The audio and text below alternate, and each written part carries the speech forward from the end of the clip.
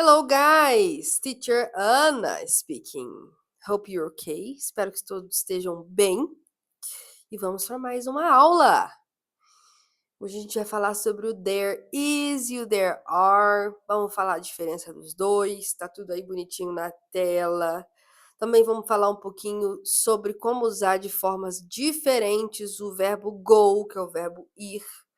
Ah, Ana, vamos falar só de um verbo? Você vai entender por quê. Prometo. Vamos começar então, pessoal? Vamos lá? Vamos falar sobre o there is e there are?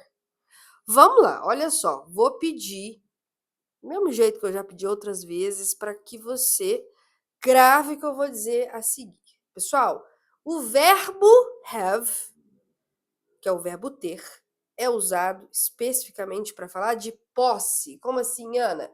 Essa caneca, eu tenho uma caneca, ela é minha, não é? Tá. Então, eu tenho uma caneca, ela é minha.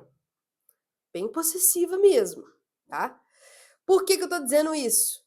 Porque o pessoal acaba usando, por exemplo, para falar que tem, ó, lá na minha cidade tem um restaurante delicioso, usando o verbo have. Have a restaurant in my city. Não existe, turma, pelo amor de Deus, nunca falem isso. Sou bem estranho, tá? Sou bem esquisito.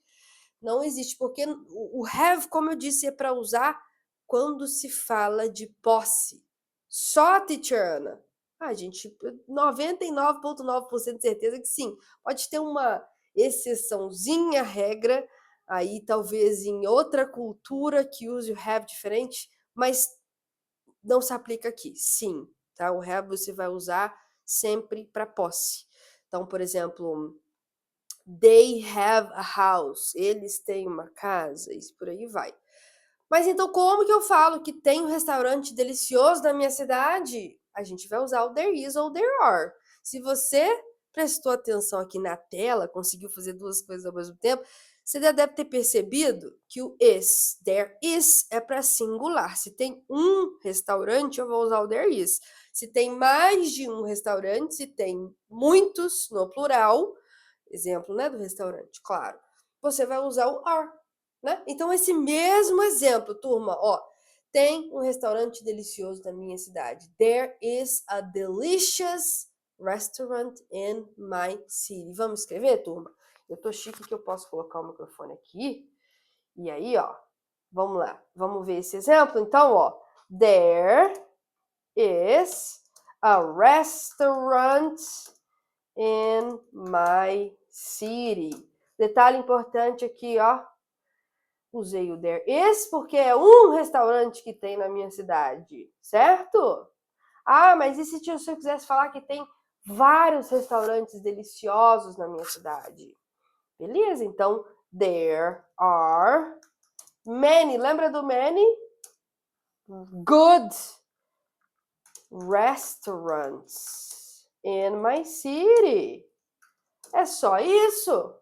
Mas aí, teacher, beleza, e se for na negativa? Fácil. Você vai usar o isn't ou aren't, né? Pode colocar aqui o N apóstrofo T, certo? É aqui a mesma coisa. Aren't, N apóstrofo T, aren't. There aren't many good restaurants in my city. Não tem muitos bons restaurantes na minha cidade. Ou não tem um bom restaurante na minha cidade. Certo? Negativo, afirmativo, plural e singular. E se for pergunta, fácil também. Se for pergunta, turma, aí você inicia com there is ou there are. Só que você vai inverter, tá? Por exemplo, se eu fosse perguntar, vou apagar aqui, turma, só para ficar menos bagunçado, né? Vamos dizer assim. Tem um bom restaurante na sua cidade? Is there a good restaurant in your city? Gente, sumiu o ponto de interrogação? Sorry, guys. Erros técnicos. É porque o MacBook, né, gente? Ele tem assim. As coisas têm que funcionar do jeito dele. E aí eu já não tô conseguindo colocar o bonitão aqui. Porque isso está acontecendo, eu não sei. Mas tá, turma. Colocar o Tem que editar essa aula, colocar o ponto de interrogação. Enfim, turma, eu não consegui colocar o ponto de interrogação. Fui um pouco incompetente agora com as máquinas da Apple. Seguindo, se for pergunta, o que é relevante aqui, ó, você tem que só usar no início e inverter a ordem, beleza? Beleza. Teacher, tem como ver isso aí de uma forma bem desenhada? Tem sim, olha só, tem um quadrinho aqui para você estudar. Afirmativo, negativo e interrogativo, beleza? Bem claro aqui para você. Vamos fechar essa aula, pessoal, agora com... Lembra do uso do verbo go? Eu já te ensinei, eu ou seu teacher, que se eu uso o verbo go, eu tenho que usar algumas preposições na frente, não é? Por exemplo, I need to go to the bank. Eu preciso ir no banco, não é isso? I need to go to the bank, para o banco. Eu preciso ir no banco, beleza? Mas, e aí, teacher, você mentiu pra gente, então? Tem outras formas de usar o verbo go? Eu não menti, eu disse só que você precisa, na maioria das situações, usar o go com o to e o the, e é verdade. Na maioria das vezes você vai usar sim. Mas existem outras situações que você vai usar só o to e algumas que você vai usar só o go. Vamos ver? Pessoal, pensa comigo. Se eu uso to the para falar especificamente de um lugar, olha só.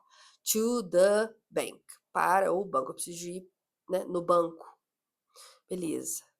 Agora, se eu uso só o to, aí é um pouquinho diferente. Por quê? Porque eu vou usar o to para lugares inespecíficos. Ou seja, olha só, se eu uso, por exemplo, se eu falo que eu quero ir para faculdade, eu vou usar só o to, não vou usar o the, porque não precisa. Dentro da faculdade existem vários ambientes. Aí você vai usar o the. I need to go to the library, por exemplo. Eu preciso de ir na biblioteca. Agora, university é um lugar enorme, né? Você pode usar só o to, porque não é específico, né?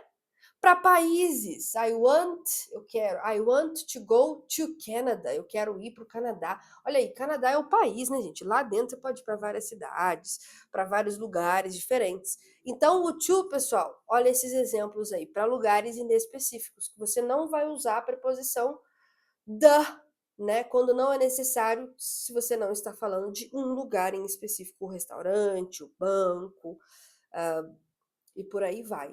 A sorveteria, certo? Agora o go, memorização mesmo, turma, são só essas três palavrinhas. Home, downtown e abroad. Acabou, é isso. Go home, go downtown, go abroad. Abroad, se você está com dúvida, é para fora do país. Combinado? É isso, pessoal. Usar o go com as preposições diferentes, é isso. Tem que pensar se é específico ou não. Beleza? Agora, turma, vou frisar. Se aqui no vídeo ficou de alguma forma confuso para você, tá tudo bem. Esse é um assunto que muita gente tem dúvida. Na aula você pode perguntar, você vai ver com mais exemplos, vai ficando cada vez mais claro. Aqui é para você ter uma ideia, tá? Para fechar, tá vendo que tem o by? A gente vai falar só como que a gente usa falar dos meios de transportes, né? Por exemplo, se eu falo que eu vou de bicicleta para algum lugar, né? Usando o verbo go. I go to school, por exemplo, eu vou para a escola. By bike, de bicicleta. By motorcycle, de moto. By car, de carro e por aí sucessivamente. Para fechar, você vai usar quando você quer dizer a pé, aí você vai usar on foot. Se eu vou para a escola a pé, eu vou dizer I go to school on foot. É isso, turma. Aula um pouquinho densa, concordo, para quem achou, tá? Porém, não tem muito segredo, é isso que eu expliquei. Como eu disse, a prática vai ser bem densa em sala também, condizente com o conteúdo da aula. Ok, turma, é isso por hoje. That's it for today. Thanks for watching. I hope you enjoy this class. I'll see you next class, okay? Bye bye.